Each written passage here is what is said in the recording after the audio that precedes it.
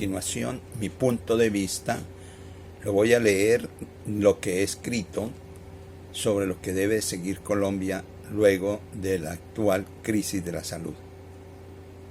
Dice así: el modelo económico también debe cambiar. A raíz de la actual crisis originada en el campo de la salud y la aplicación de medidas sanitarias y de policía que nunca imaginamos y que no tienen antecedentes en el mundo, llegamos a concluir que también se debe dar un giro en el manejo de la economía, especialmente en países atrasados como el nuestro, en donde luego de 200 años de pobreza, atraso y desigualdad, en los cuales entronizamos por ignorancia y irresponsabilidad, no solo a una casta política y económica excluyente, egoísta y corrupta, sino que desde hace 30 años, luego de ensayar diferentes estrategias para el desarrollo, nos dejamos aplicar un modelo económico extraído de las fórmulas del consenso de Washington, la apertura económica y el libre mercado, con los cuales se vienen favoreciendo los intereses de unos pocos en contra de la mayoría. Algunos países se embarcaron en un modelo socialista que hoy tienen el atraso a Cuba y Venezuela, y nosotros dentro de un modelo capitalista que es el que subsiste. Nos dejamos encajar en medidas económicas que solo favorecen a grupos dominantes, con el argumento de que con el solo crecimiento de ellos nos van a generar también el desarrollo y el progreso que estamos buscando. Teoría que ya queda probado por los falsos resultados económicos y sociales, que ya no debe ir más, que fracasó y que debe ser renovada. Porque ¿cómo así que la pobreza, 60% en Colombia y en todos estos países de América Latina, el atraso tecnológico, intelectual y social y la desigualdad crecen, pero la dirigencia política y el gobierno siguen aplicándolas sin resultados positivos?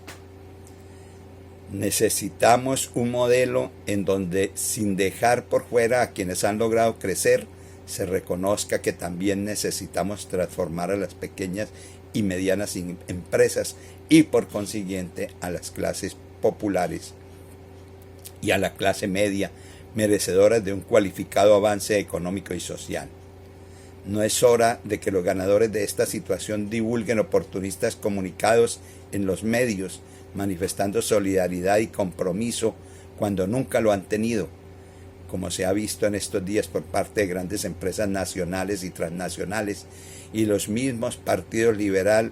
y conservador, que son parte del grupo de los culpables del atraso y la miseria que avergüenza. Es el punto histórico para que el actual gobierno entienda que si de verdad quiere dar una respuesta a las necesidades de Colombia, tome una decisión valiente, reformule el modelo económico sin atender a sus inspiradores, se desligue de la coyunda que no lo deja gobernar para Colombia pobre y sufrida, y empiece a escuchar a quienes de una manera u otra le están diciendo que hay fórmulas también capitalistas que generan beneficios para todos y no para unos pocos, y deben ser aplicadas en el menor tiempo posible. Se requiere ante todo dejar el menosprecio por los que no están en el poder,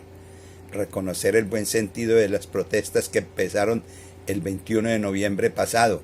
suspender la expedición de leyes que conculquen los derechos de la mayoría y siguen dividiendo el país entre dominantes y dominados, que dejemos de hablar de derecha e izquierda. Aquí lo que hay ahora es, por una parte, el grupo de los ricos, el grupo de los aspirantes a ricos, de los políticos corruptos y el gobierno, contra el grupo de los pobres, de la clase media y de los ciudadanos honestos y trabajadores. Intelectuales, empresarios, tratadistas y columnistas de todas las corrientes políticas, económicas y empresariales, como Jimmy Mayer, Jorge Enrique Robledo, Joseph Stiglitz, Salomón Kalmanovich, José Antonio Ocampo, Aurelio Suárez, Eduardo Sarmiento y Luis Jorge Garay, entre otros, están de acuerdo en que este modelo económico, sin salirse del sistema capitalista, debe ser redireccionado. Miremos ejemplos de democracia y manejo económico de países como Dinamarca, Suecia, Noruega, Alemania, Canadá, que sin dejar de transitar por el camino del capitalismo han formulado políticas económicas y sociales y ambientales que reconocen al ser humano y que le garantizan el mejor nivel de vida del mundo. Ante todo, quiero analizar medidas que ya han sido propuestas por tratadistas y políticos de pensamiento libre y de diferentes afiliaciones políticas, como los mencionados anteriormente, que están de acuerdo de un cambio de modelo que debe partir de una gran inversión en los pilares de la salud, que debe dejar de ser un negocio, la educación asumida por el Estado en mayor proporción y con otra orientación más acorde a la realidad nacional, al cuidado del medio ambiente, al cambio de la cultura popular, apoyo a la agricultura y a la industria pequeña y mediana por fuera de las orientaciones de los tratados de libre comercio, cambio de régimen tributario a uno más justo para quienes luchan sin apoyo estatal, sin incentivos económicos y tecnológicos, pero ante todo una lucha frontal y decidida contra la corrupción, con una organización de todos los estamentos que tengan una responsabilidad institucional con el país, siempre teniendo en cuenta que solo el Estado es capaz de generar la fuerza y el empujón a la economía, apoyo que no puede seguir siendo solo para el sector más rico. Pero también el pobre debe cambiar de mentalidad y dejar de apoyar políticos corruptos. El individualismo y la discriminación nos cobran el abandono en que están muchas comunidades que difícilmente aguantarán largo tiempo el aislamiento social y fácilmente pueden desbordar todo porque el Estado en Colombia nunca brindó, ni estructuró, ni previó ningún soporte social para este tipo de calamidades. Por ahora se debe empezar aceptando por lo menos estudiar sugerencias de todas las corrientes que plantean cómo enfrentar los problemas generados por la pandemia y las medidas subsiguientes para superar la crisis, según lo cual, y en términos del mismo Jorge Robledo, deben obtenerse ingresos y realizar gastos con las siguientes orientaciones. Para obtener ingresos, primero, préstamo del Banco de la República al gobierno con base en emisión primaria muy bien planificada para la inversión productiva,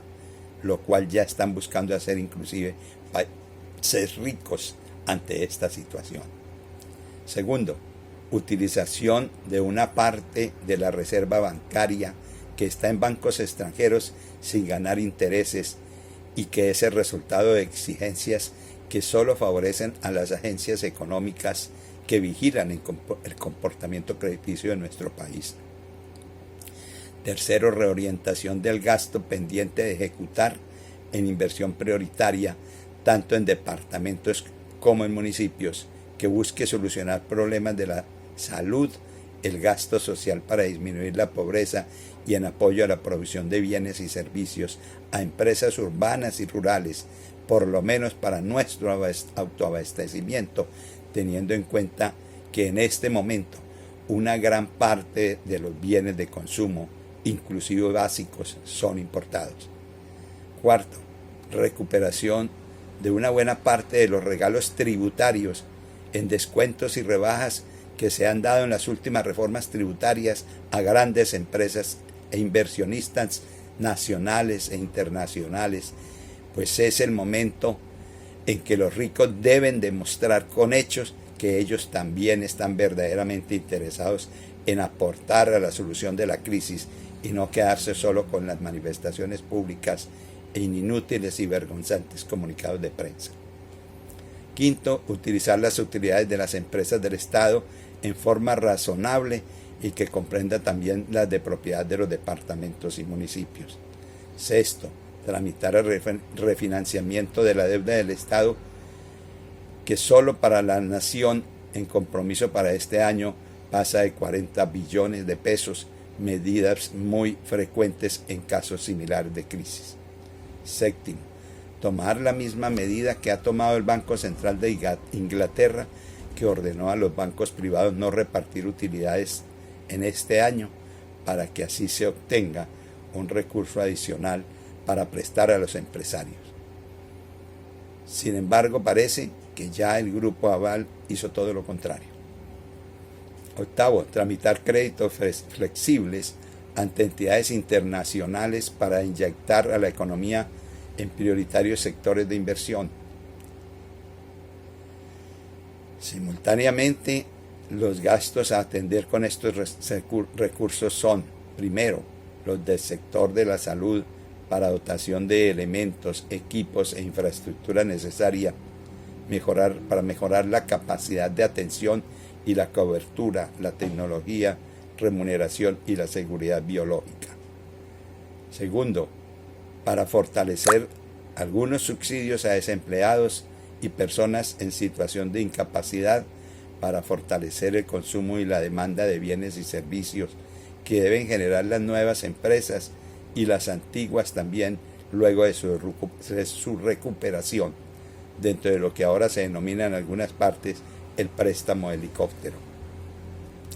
Tercero, incentivos a los sectores de la agricultura y la industria para crear nuevas empresas que ofrezcan productos y servicios que hoy son importados, como el maíz, el trigo, la cebada, el algodón, aceites, bebidas, equipos electrónicos, vehículos, sin olvidar que el gran dinamismo a la economía se la dan las clases populares y media a través del consumo.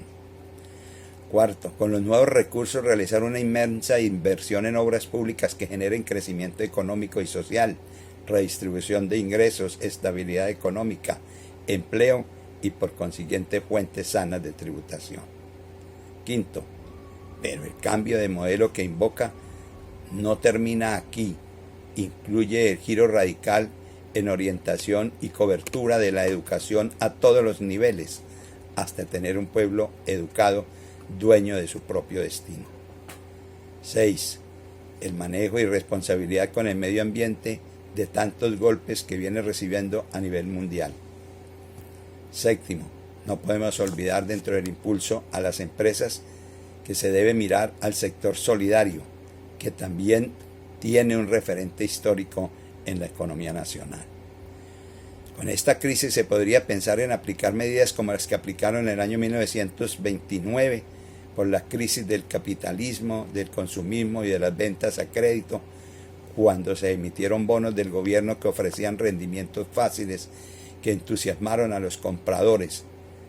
Allí se debilitaron las empresas, creció el desempleo, originando la caída del precio de acciones en bolsa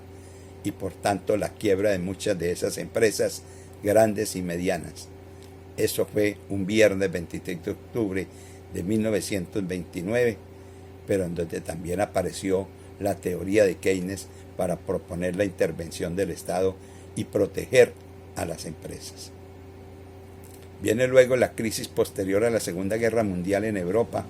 cuando Estados Unidos adoptó el Plan Marshall,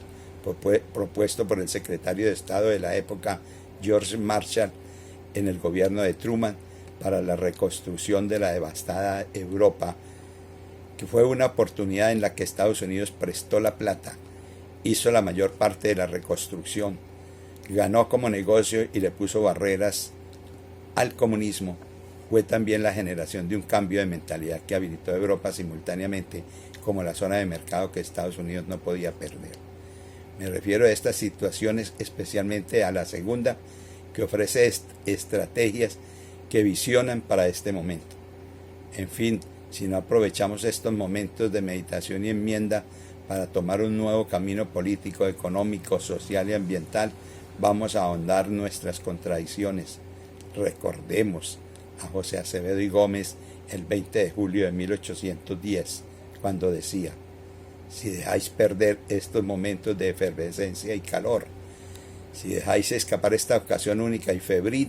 seréis tratados como sediciosos. Ved los grillos, los calabozos y las cadenas que os esperan. Muchas gracias.